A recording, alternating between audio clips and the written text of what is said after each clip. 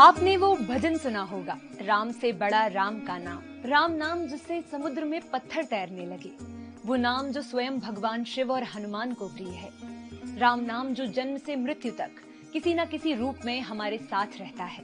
राम का नाम स्वयं राम से भी बड़ा है।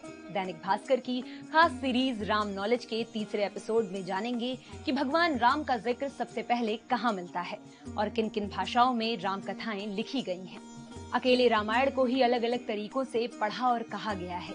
दुनिया भर में 50 से ज्यादा भाषाओं में राम कथा लिखी गई है। पहली बार राम नाम का जिक्र 1500 से 1000 ईसा पूर्व ऋग्वेद में मिलता है। ऋग्वेद में रामायण के 4 पात्रों का उल्लेख है, इक्ष्वाकु, दशरथ, राम और सीता।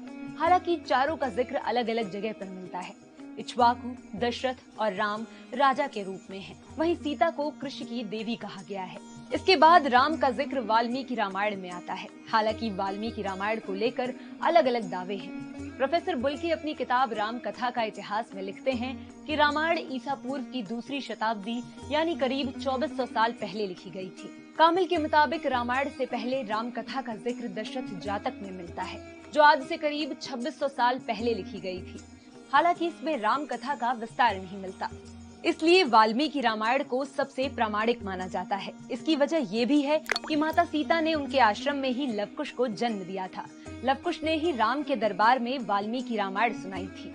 भले ही वाल्मीकि रामायण सबसे प्रामाणिक हो, लेकिन तुलसीदास की रामचरितमानस दुनिया भर में सबसे ज्यादा पढ़ी जाने वाली राम कथा है। 1576 में इसे अवधी भाषा में लिखा गया था। यही वजह है कि ये उस दौर में ज्यादा लोकप्रिय हुई। संस्कृति और अवधी के अलावा हिंदी, उर्दू और फारसी में भी राम कथाएं लिखी गई। 1584 से 1588 के बीच अकबर ने अलबदायुनी से वाल्मीकि रामायण का उर्दू और जहांगीर ने फारसी में अनुवाद करवाया। आगे चलकर शाहजहां के शासनकाल में रामायण फैजी लिखी गई। 17वीं शताब्दी में तजुर्मा-ए रामायण लिखी गई। ये सभी वाल्मीकि रामायण के उर्दू ट्रांसलेशन थे। इनके अलावा उड़िया, तेलुगु, कन्नड़, असमिया, बंगला, मराठी, गुजराती समेत कई क्षेत्रीय भाषाओं में भी राम कथा लिखी जा चुकी है। भारत के अलावा राम से जुड़ी कथाएं विदेशों में भी लिखी गई हैं। नेपाल, तिब्बत, पूर्वी Turkistan, Java, Indonesia, Indo China, Burma, Thailand और कंबोडिया, ये ऐसे 9 देश हैं जहां अलग अलग समय पर राम कथा की रचना की गई। 16वीं शताब्दी के बाद करीब 15 विदेशी यात्रियों ने राम कथा को अपने नजरिए से लिखा।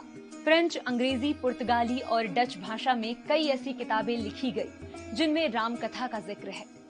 कथाएं भले ही अलग अलग तरह से लिखी गई हों, लेकिन लोगों के मन में बसने वाले राम एक ही हैं। ऐसे ही और वीडियोस के लिए जुड़े रहें।